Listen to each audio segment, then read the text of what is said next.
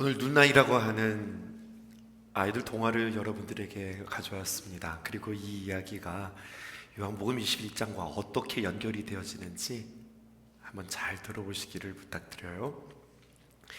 눈이 내린 어느 겨울날 한 아이가 학교 가는 길에 뽀득뽀득 소리를 내는 눈사람을 만납니다. 정확하게 말하면 아직 제대로 된 눈사람이라고 할 수 없어요. 눈사람이라고 하기에는 그저 그냥 동글게 굴린 두 개의 눈덩어리였으니까요. 아이는 수업 내내 수업엔 집중하지 않고 마음속에 작정합니다. 제대로 된 눈사람을 만들어줘야 되겠다, 그렇게 생각을 하고 수업이 끝나기만을 기다립니다. 여기에 이 동화를 전체적으로 끌고 가는 아주 중요한 키워드 하나가 등장하게 되어지는데요, 그것은 바로 기다린다는 거예요. 수업이 끝나기만을 기다렸다가 내가 제대로 만들어줘야지, 이 마음이 그에게 있었습니다. 수업이 끝나고 아이는 얼른 달려가서 눈덩어리에 이제 진짜 눈사람다운 눈사람을 만들어줍니다. 눈을 둥글게 굴러 손을 만들어주고 발을 만들어주고 눈과 귀에 입을 그려 넣어주고 그랬더니 깜짝 놀라는 일이 있었어요. 이 눈사람이 말을 하기 시작합니다. 말을 할 수 있게 되어진 눈사람은 자신도 놀랐다는 듯이 우와 우와 우와, 여러분, 감탄사를 끝도 없이 쏟아내는 겁니다. 그리고 이 그림책에는요, 우와라고 하는 이 감탄사가 그림책에 가득하게 채워놓았어요. 마치 찬양을 하듯, 마치 노래를 하듯 감탄사가 그에게 입을 만들어주자 우와 하고 그 이야기들이, 그 찬양이 이 동화책에 가득 차 있습니다. 그리고 여기에 저는 또 하나의 성경적인 의미를 부여해 봅니다. 우리는 혼자가 아니라 누군가를 만나서 좋은 관계들을 맺을 때에 비로소 완성되는 존재라고요. 그리고 이 눈사람을 이 책에서는 눈사람 이렇게 이야기하지 않고 눈아이 이렇게 이야기합니다. 그렇게 이름을 붙여줬어요. 눈사람이 있으니 당연히 차가운 겨울 한복판이었겠죠. 그런데 추위와 대조되어지는 이 사람 아이와 눈 아이의 따뜻한 우정과 사랑의 이야기가 이제 본격적으로 시작되어집니다. 그리고 이 동화책에 아주 작가는 탁월한 설정 하나를 그곳에 심어 놓습니다. 어떻게 하느냐, 이렇게 하는 거예요. 아이는요, 배고픈 눈 아이에게 눈빵을 만들어 주었더니 이 눈사람이 이 눈빵을 먹으면서 얼마나 좋아하는지, 그러면서 야 너도 먹어봐 하고서 이 눈빵을 아이에게 줍니다.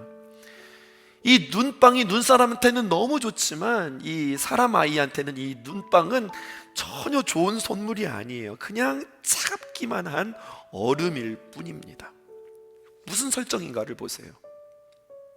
또 같이 놀다가 이 눈사람이 꽈당하고 넘어집니다. 그랬더니요, 이 아이가 넘어진 이 눈사람을 일으켜 세우고 아픈 곳에 호 하고 바람을 불어 넣어줍니다. 그랬더니 어떻게 되겠어요? 뜨거운 바람으로 자기는 아프겠다 싶어서 호 불어주는데 눈이 녹아서 눈물처럼 흘러내리고, 아이는 이 눈사람이 너무 좋아서 너무 좋아 사랑해 하고서 이 눈사람을 안는데 안는 것마다 이 아이의 온기 때문에 이 눈사람이 녹습니다. 이렇게 이 동화는 무엇을 우리에게 이야기하느냐, 이 둘은 어쩔 수 없이 서로 다른 존재다, 이렇게 우리에게 이야기해 주고 있어요. 그런데 이 서로 전혀 다른 존재가 참 감동적인 이야기들로 이 어려움들을 풀어갑니다. 한 번은 눈아이가 넘어졌길래 얼른 달려가서 넘어진 곳에 아프지 말라고 호 하고 불어줬더니 말이에요, 그랬더니 호 부르니까 그 불어줬던 곳이 쏙 들어가지 않겠어요? 아이는 왜 이게 쏙 들어가는지 모르는 거예요. 게다가 녹으니 이렇게 눈물이 나지 않겠어요?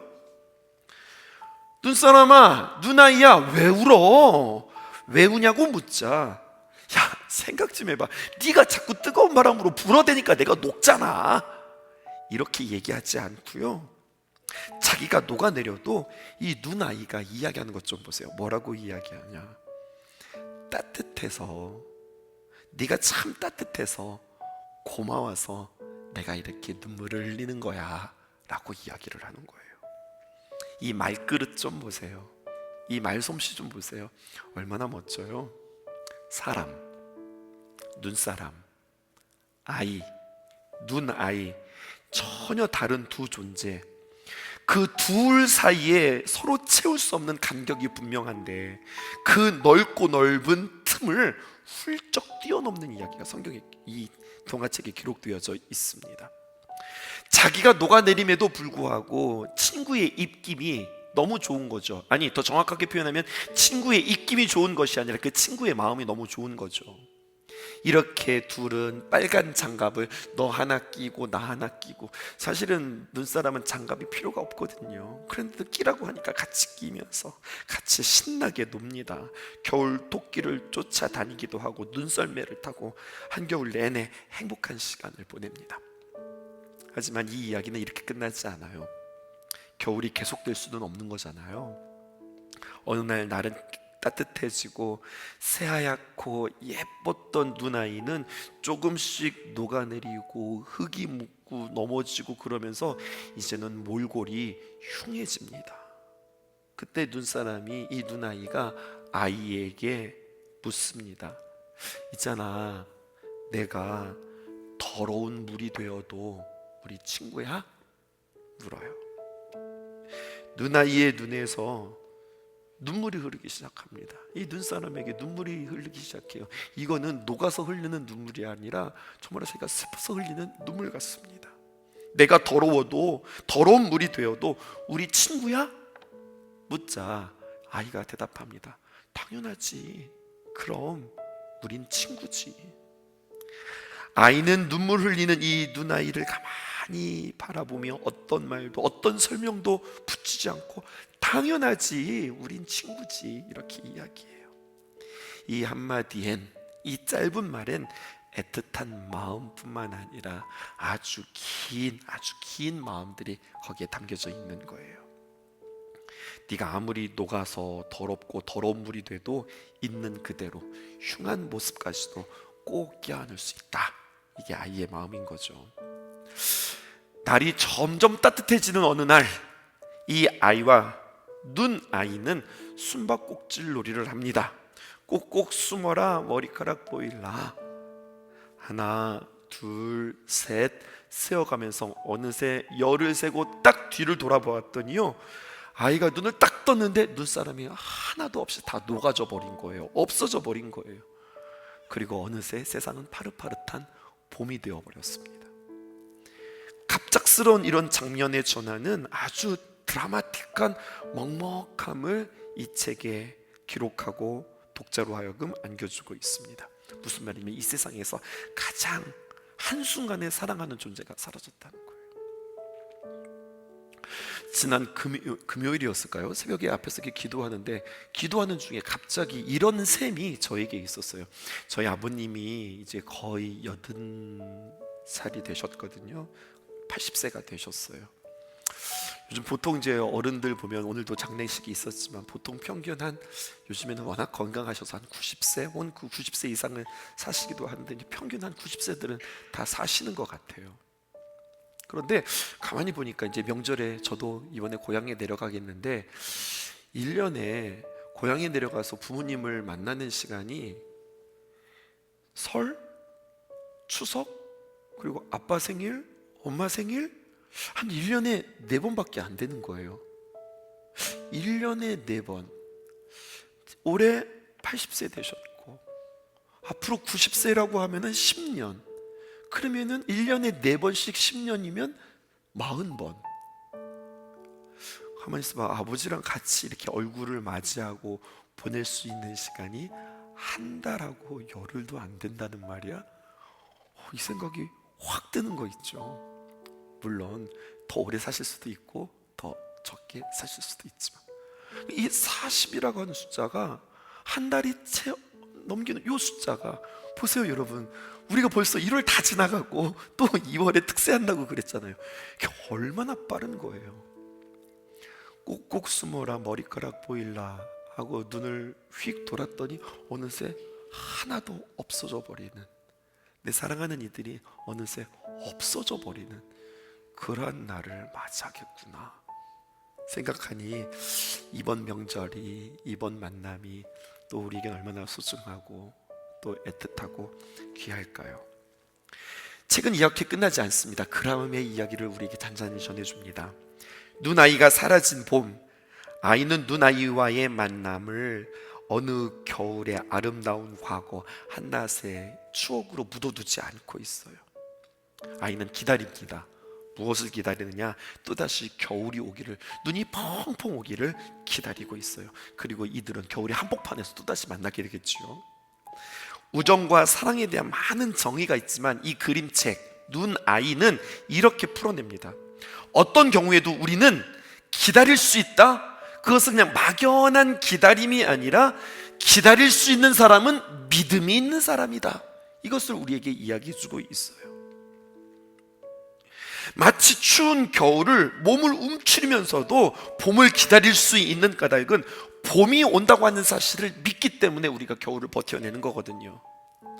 눈아이가 그토록 보고 싶기 때문에 없어졌다고, 눈사람이 없어졌다고 집에 들어가서 이불 뒤집어 쓰고 펑펑 우는 것이 아니라 따뜻한 봄을 맞이하고 무더운 여름을 견뎌내고 서늘한 가을을 보내면서 오랜 시간 견디면서 사랑하는 이를 기다릴 수 있는 것은 그 사람이 돌아올 거야 라고 하는 믿음이 있기 때문이라고 하는 거죠. 그래서 창작과 비평 출판사 창비에서는 안녕달, 이름도 너무 예쁘죠. 가명인지 실제 이름인지도 모르겠지만 안씨예요. 안녕달 씨의 그림책 눈아이를 우리에게 이렇게 이야기하면서 결국 이 책의 메시지는 이거예요. 믿는다는 것은 기다리는 것입니다 라고 우리에게 전해주고 있어요. 그랬더니 탕자의 이야기가 저에게는 새롭게 해석이 되었어요. 집 나간 아들이 돌아올 것을 믿었기 때문에 이 아이가, 지금은 집을 나갔지만 이 어릴 적 우리 집에 있을 때 이 아이가 아빠를 참 좋아했어, 아빠를 참 사랑했어 라고 하는 믿음이 있었기 때문에, 이 아버지의 믿음이 있었기 때문에 아버지는 날마다 동구 밖에 나가서 그 아들을 기다릴 수 있었습니다. 그래서 기다림은 한편으로는 참 괴롭고 또 한편으로는 너무나도 달콤하고 우리 속을 들볶기도 하지만 참 설레는 게 기다림이라고 우리에게 이야기해요.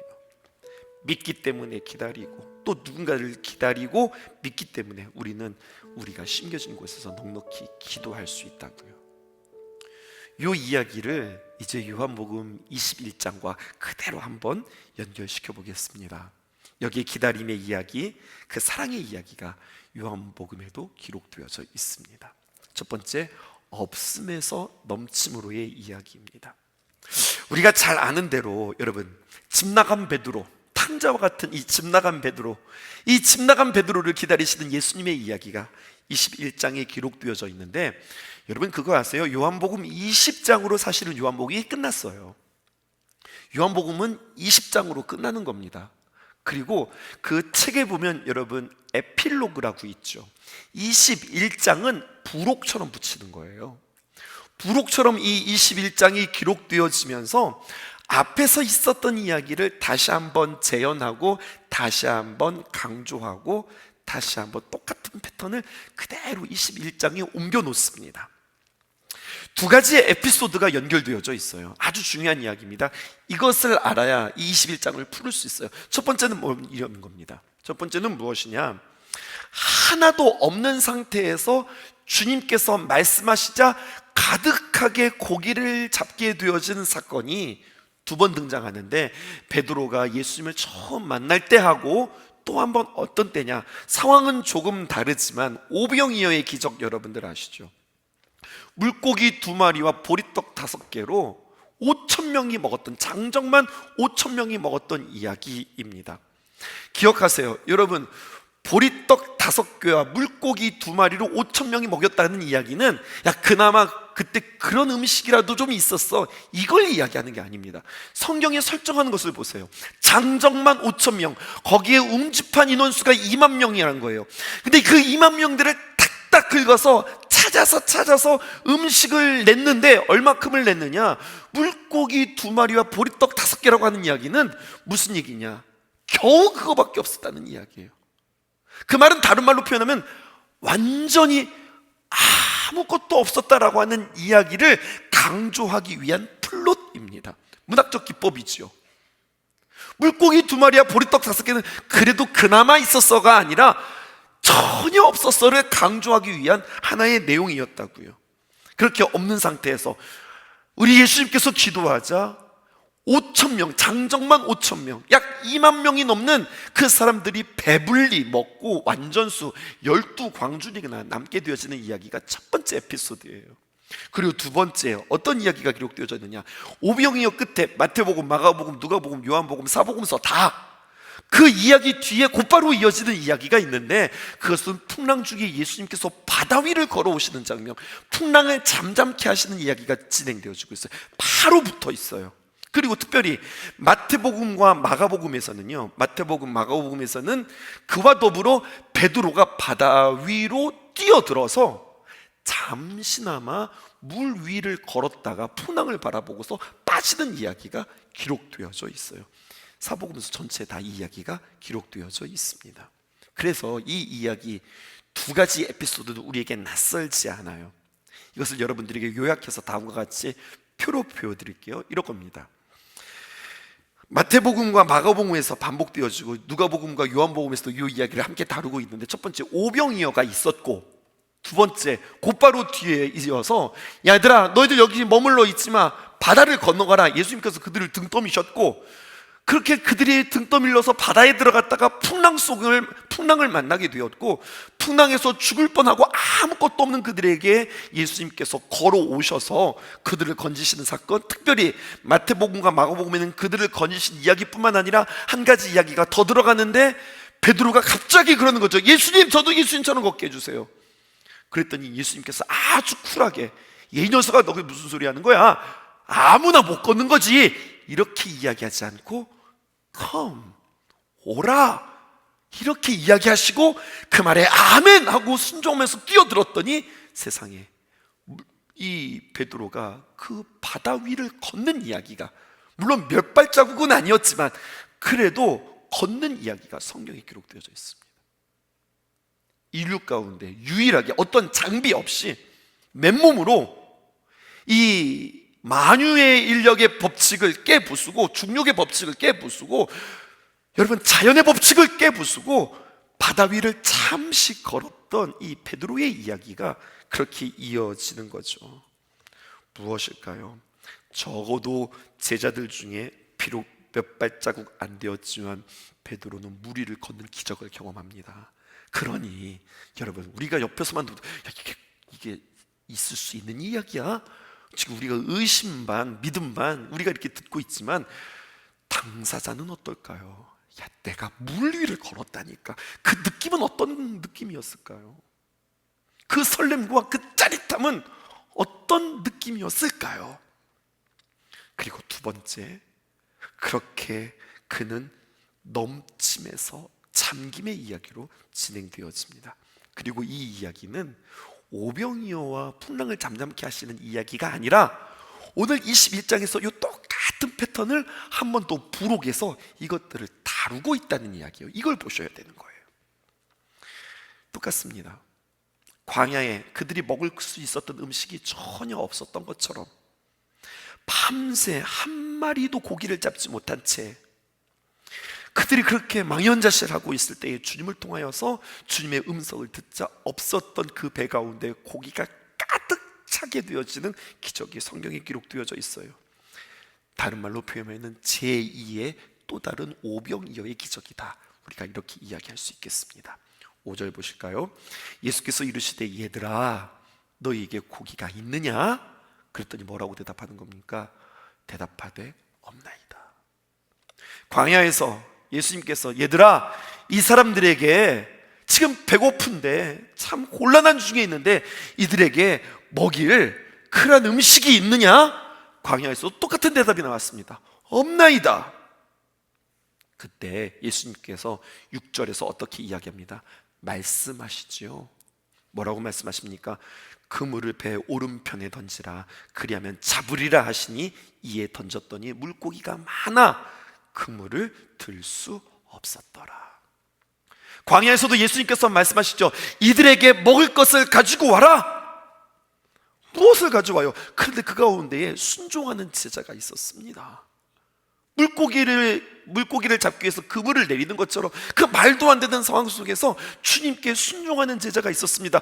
그랬더니 주님께서 기도하시자 그들에게 충만하게 먹게 되어지는 이야기가 오병이어에도 또 오늘 21장에도 기록되어져 있습니다. 이때 베드로는 이 21장에 예수님이 행하시는 이 기적을 보고 충만하게 공급하시는 예수님을 생각하는 것이 아니라, 잘 들어보세요, 베드로가 오병이어 이후에 풍랑을 만났을 때 그 풍랑을 잠잠케 하시는 그 예수님을 떠올리는 것이 아니라, 나 그때 예수님이 오라라고 했을 때 나 그때 바다 위를 걸었었잖아, 여기에 함몰되기 시작합니다. 나 베드로야. 나 예수님의 수제자야. 내가 사람들 가운데, 제자들은 뭐 말할 것도 없고 내가 전무후무하게 바다 위를 걸어본 사람이잖아. 이것이 그를 스치게 되는 거예요. 밤새도록 물고기 한 마디로 잡지 못했는데 주님 말씀하시니 잡았네? 그때랑 똑같네? 그러자 베드로가 또다시 예수님께 설레발을 치는 겁니다. 7절, 예수께서 사랑하시는 그 제자가 베드로에게 이르되 주님이시다. 아마 요한이 이야기했죠. 야, 주님이시잖아, 우리 예수님이시잖아 라고 하니, 보세요, 무엇이 강조되는지. 시몬 베드로가 벗고 있다가 뭐를 듣고? 주님이라 하는 말을 듣고, 주님이시라, 주님이시구나 이 말을 듣고 겉옷을 두른 후에, 벗었던 그 겉옷을 다시 겉옷을 입고 그 옷을 두른 후에 바다로 뛰어내리더라. 오늘 성경이 기록되어져 있어요. 오늘 이 본문이 새롭게 해석되어졌어요. 질문해 볼게요. 베드로가 주님이다 라고 하는 소식을 듣고 벗었던 그가 옷을 입고 바다 위로 뛰어들었다니까요. 질문은 이런 질문입니다. 왜 그는 옷을 입었을까요? 혹자는 그렇게 이야기해요. 야, 그래도 주님이신데 주님 앞에 예의를 차리기 위해서 벗었던 옷이라도 입어야지. 예수님을 만난다니 그는 최소한의 예의를 차린 것일까요? 아니요, 그게 아닙니다. 베드로는 또 기대하는 거예요. 7절에 본문에 보면 주님이시다, 주님이라고 하는 말이 반복되어져 있고 강조되어지고 있는데 베드로가 주님이다라고 하는 말에 또 기대하는 거예요. 이 이스라엘 사람들이, 유대인들이 입었던 겉옷이라고 하는 것은 여러분 저처럼 이렇게 상의와 하의가 구분되어져 있고 옷에 몸에 이렇게 딱 맞는 그런 옷이 아닙니다. 우리가 그 당시에 그 사람들의 옷차림을 보면 알지만 여러분 겉옷이라고 하는 것은 그냥 치렁치렁한 마치 커튼과 같은 그런 옷입니다. 이렇게 막 두르는 옷이잖아요. 게다가 위와 아래가 원피스처럼 아주 큰 원피스처럼 이렇게 통으로 짜진 그런 옷이잖아요. 그거 입고서 수영한다고 한번 생각해 보세요. 그거 입고 수영하면 제가 딱 이렇게 표현하면 딱 맞아요. 미역이 온몸에 딱 달라붙는 것하고 똑같을걸요. 이거는 수영이 제대로 안 되는 겁니다. 그거 가지고 물장구나 칠 수 있을까요? 여러분 원피스 입고 물장구가 치워질까요? 겉옷을 두르고서 여러분 수영이 될까요? 수영을 하려면 있던 옷도 더 벗어야죠. 근데 베드로는요 입었다니까요. 무엇을 의미하는 걸까요? 충만으로 채우시는 기적 이후에, 없었던 물고기를 많이 잡은 그 기적 이후에 또다시 베드로는 이번에도 또다시 주님이다라고 하는 소식에 나는 무리를 걸을 수 있다, 근거 없는 믿음이 그에게 생기는 겁니다. 그런데 여러분 믿음이요, 기다림이 믿음이라고 그랬는데 이 베드로에게는 그런 믿음이 아니라 예수님은 온데간데 없어요. 그리고 뭐가 있느냐? 여전히 자아가 살아있고 자신이 살아있습니다. 아직도 잘난 척하고 자기가 마치 무엇이 된 양 혹은 무엇이 되고 싶은 양 지금 설레발치고 또 의시되는 그 베드로의 그 고질병이 또다시 도지고 있는 겁니다. 뭐 조금이라도 기회가 되고 자리가 생기면 나 이런 사람이잖아, 고개를 쭈뼛 들고 많은 사람들이 알아주기를 원하는 겁니다. 우리와 별다를 바가 없습니다. 베드로 왕년의 실수는 다 까먹은 듯 그저 기적을 체험하고 예수님이라고 하는 소리를 듣자 자신이 또 기적의 주인공 되고 싶어서 나 또 바다 위를 걸어봤잖아, 이것도 자랑하고 싶어서 뛰어내리는 베드로가 오늘 성경에 기록되어져 있습니다. 그런 그에게 다시 한번 주님께서 그를 건져내시는데 어떻게 건져내시느냐? 그를 오늘 숯불 앞으로 초청하십니다.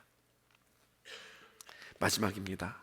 그렇게 그를, 잠겼던 그를 건져내셔서 회복하시는 이야기는요, 다른 말로 표현하면 그 베드로를 어디로 부르고 있는 거예요? 숯불 앞으로 부르고 있는 거예요. 날씨가 추웠겠죠. 바다에 빠졌으니 얼마나 춥겠어요. 따뜻하라고 숯불을 피웠을까요? 아니요, 예수님께서 좀 의도하고 있는 게 있죠. 9절 보실까요? 육지에 올라보니 숯불이 있는데 그 위에 생선도 놓였고 떡도 있더라, 그렇게 기록되어져 있어요. 여기 9절에 숯불이 있다라고 하는 것은요, 동그라미 한번 쳐보실까요? 요한복음 18절에 숯불이 등장하는데 그 숯불이라고 하는 단어와 똑같은 겁니다. 여러분 이 요한복음 18절에 그 숯불은 어떤 숯불일까요? 베드로가 예수님을 모른다고 3번 부인할 때 그가 쬐었던 숯불과 똑같은 단어입니다. 그러면 예수님께서 이 베드로에게 무엇을 가르쳐주고 싶으셨을까요? 베드로, 너 기억나니? 그날 밤 네가 뭐라고 이야기했지? 다른 사람들은 예수님을 다 부인할지언정 나는 절대로 예수님을 부인하지 않겠습니다. 내가 죽는 한이 있다 하더라도 예수님을 끝까지 따라가겠습니다, 그렇게 이야기했지. 너에게 열정이 있었지, 너에게 열심이 있었지. 근데 그 끝이 뭘로 결론이 났지? 네가 의리로 끝난 게 아니라 너는 배신으로 끝났어. 그거 기억해? 다시 한번 베드로가 예수님 앞에 서고 그를 숯불 앞에 세움으로 말미암아 그로 하여금 영적 각성을 다시 한번 일으키는 이야기가 성경에 기록되어 있습니다. 내가 열심을 낸답시고 내가 기적을 체험하고 내 믿음을 공고히 하겠다고 바다로 뛰어들었는데 건너기는커녕 한 발짝도 건너지 못하고 바닷속에 빠졌으며, 내가 예수님을 만났는데 예수님을 만난 결론이 칭찬과 상급이 아니라 야 그래도 네가 그때 그 믿음 가지고 또 한 번 도전했구나, 칭찬해 주시고 격려해 주실 줄 알았는데 결론은 무엇인가? 예수님께서 싹 세팅을 해주셨는데 무슨 생뚱맞은 숯불이에요. 예수님은 오래간만에 나를 만나셨는데 숯불에서 만나자, 오늘 주님께서 우리에게 이렇게 초청하고 계시는 겁니다. 베드로, 진짜 안 맞아. 예수님 나랑 진짜 안 맞아. 누구처럼요? 마치 눈사람과 눈아이처럼. 아니, 눈아이와 이 어린아이처럼 말입니다. 안 맞아. 너 너무 안 맞아. 예수님하고 나하고는 진짜 안 맞아. 아니, 안 맞는 게 아니라 달라도 너무 달라. 예수님 내 마음 너무 몰라. 내가 지금 왜 바닷속에 뛰어들었지? 나 믿음 다시 한번 공고히 하고, 나 진짜 예수님의 제자잖아요. 나 예수님이 부르시면 바다도 뛰어드는 사람이잖아요.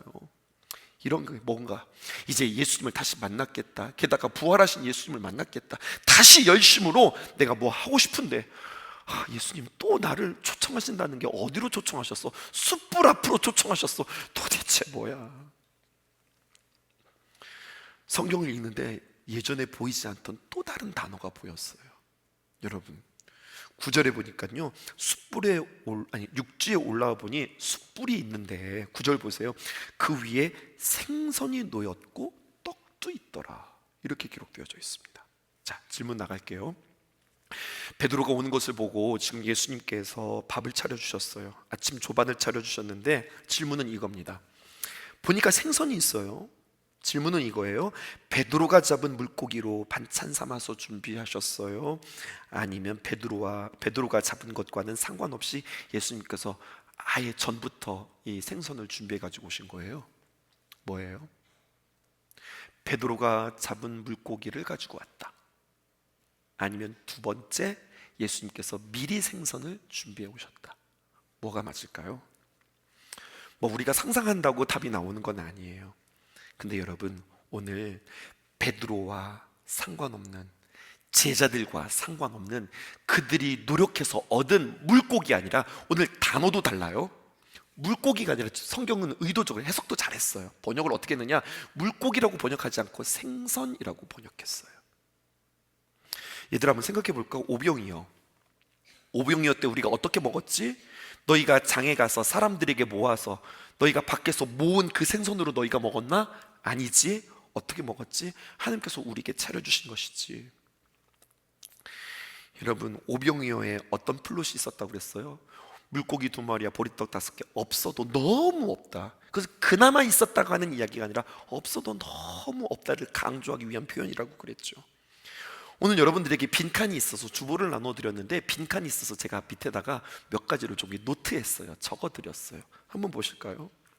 예수님께서 준비하신 생선이라고 하는 단어는요, 9절, 10절, 13절에 어떻게 기록되어져 있냐면, 생선은 옵사리온이에요. 근데 이 뜻이 뭐냐면요, 소금에 절여진, 조리된, 좀 뿌득뿌득 말린 그런 생선이에요. 이거 우리 성도들에게 어떻게 잘 설명할까 생각하다가 딱 좋은 게 생각이 났어요. 여러분, 쥐포가 있는데 쥐포가 좀 짭조름한 그런 쥐포, 이게 이제 생선, 옵사리온이에요. 근데 이와는 별개로 3절에 보면요, 베드로가 무슨 이야기를 하느냐, 시몬 베드로가 나는 물고기 잡으러 가겠다 하니, 우리도 함께 가겠다고 물고기 잡으러 간다는 이야기가 나오는데, 우리가 생선 잡으러 가겠다라고 이야기하지 않고 물고기 잡으러 가겠다라고 이야기해요. 물고기가 등장하죠. 근데 3절뿐만 아니라 3절, 6절, 8절 물고기라고 하는 단어가 오는데, 이것은 여러분 그 헬라어로 잘 알고 있는 여러분들의 단어 익투스예요. 이 생선이 아니라 물고기는 어떤 거냐면, 자연 속에서 잡힌 생물이며, 이것을 잡잖아요. 특별히 어부들이 잡잖아요. 그러면 이것은 그들의 생활의 재원이 되는 겁니다. 그러니까 물고기를 잡으면 바다에서 돈을 집어 올리는 것과 같은 거예요. 어부들은 뭐 먹고 살아가는 거니까? 물고기 잡아서 이거 팔아가지고 살아가는 거니까. 이해되셨어요? 그런데 그 물고기를 잡았다고요? 못 잡았다고요? 물고기를 한 마리도 못 잡았어요. 자신들의 힘으로 이 재원이 되어지는 물고기를 한 마리도 잡지 못했어요. 그런데 어떻게 잡았습니까? 주님이 말씀하시자 그 물고기를 잡게 되었어요. 어떻게 잡았다고요? 주님이 말씀하시니까 물고기를 잡았다. 그들이 전혀 준비하지 않았던 생선인데 주님께서 준비하셔서 그 아침을 먹을 수 있었다. 물고기, 생선 말고 또 하나의 단어가 등장합니다. 5절 보실까요? 예수께서 이르시되 얘들아 너희에게 고기가 있느냐? 대답하되 없나이다. 없나이다. 여기에서 고기라고 하는 표현은요, 무슨 뭐 돼지고기, 소고기, 닭고기 이런 말이 아니라 이것도 생선인데 이 고기라고 하는 단어를 프로스파기온이라고 표현하고 있어요. 그러니까 물고기를 세 가지로 표현하고 있거든요. 근데 이 세 번째 고기라고 하는 프로스파기온이라고 하는 표현은 식사에 함께 먹을 수 있는 반찬으로서의 생선으로서 여러분 물고기를 잡아와서 이것을 식탁에 올릴 수 있는, 그래서 이렇게 의역하면 좋을 것 같아요. 너희들 물고기 잡았지, 그래서 그걸 가지고 장에 갖다 팔아서 너희들이 생활의 보탬이 됐어, 먹을 만한 것들을 얻을 수 있었어. 그런 의미에서의 고기. 주님께서 그 고기가 너희에게 있느냐? 또 주님께서 물으실 때 대답하죠. 없나이다. 없어요. 그냥 없는 정도가 아니라 없어도 너무 없습니다. 하나도 없습니다.